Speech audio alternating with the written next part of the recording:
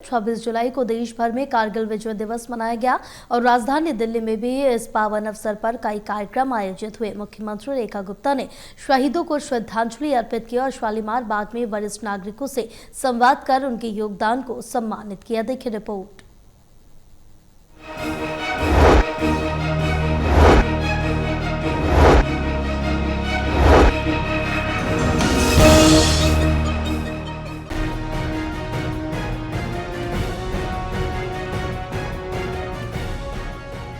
कारगिल विजय दिवस के मौके पर राजधानी दिल्ली में देशभक्ति की भावनाएं चरम पर रही। मुख्यमंत्री रेखा गुप्ता ने शालीमार बाग के एबी ब्लॉक स्थित वरिष्ठ नागरिक कल्याण समिति द्वारा आयोजित कार्यक्रम में शिरकत की।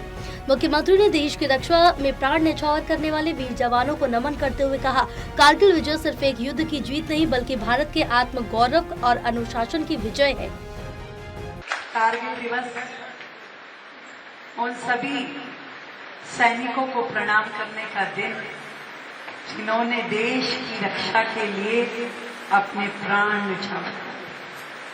जब पाकिस्तान की सेना देश में 150 वर्ग किलोमीटर तक अंदर घुस गई, खदेड़ करके उन्हें वापस भेजना और उस महानायक के नेतृत्व में जिसके नाम पे हमारी सोसाइटी है, अटल बिहारी वाजपेयी। ऐसे नायक और ऐसी सेनाएं यही देश का गौरव है, यही देश का सम्मान। और मुझे खुशी है जो जज्बा, जो हिम्मत, जो निर्णय क्षमता आदरणीय अटल जी में थी, वही आज देश के प्रधानमंत्री नरेंद्र मोदी जी। कार्यक्रम में मुख्यमंत्री ने आयुष्मान वय वंदना योजना का भी जिक्र किया, जो दिल्ली सरकार की एक खास पहल है। इस योजना के तहत वरिष्ठ नागरिकों को बेहतर स्वास्थ्य सेवाएं, गरिमामय जीवन और समर्पित देखभाल दी जाएगी। अभी कैप्टन साहब कह रहे थे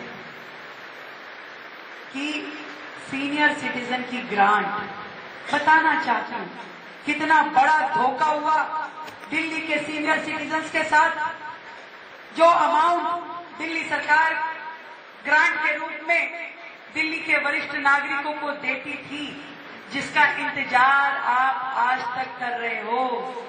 जब हम चुनाव लड़ रहे थे तो हमें लगा कि पैसा नहीं देते, बाद में जब फाइलें खुलवाई तो पता चला कि उन्होंने तो योजना ही बंद कर दी। 4 साल से वो वरिष्ठ नागरिकों को सहायता देने की योजना केजरीवाल सरकार ने बंद कर रखी है। आज की डेट में कोई योजना ही नहीं है। इसलिए अब सीनियर सिटीजन्स को, दिल्ली के सीनियर सिटीजन्स को सहायता देनी है तो नए सिरे से योजना को लाना पड़ेगा। मुख्यमंत्री ने शालीमार बाग में मौजूद वरिष्ठ नागरिकों से आत्मीय संवाद किया और कहा कि उनका अनुभव समाज की सबसे बड़ी पूंजी है, जिसे संरक्षित और सम्मानित किया जाना चाहिए। दिल्ली से टोटल टीवी के लिए प्रणय शर्मा की रिपोर्ट।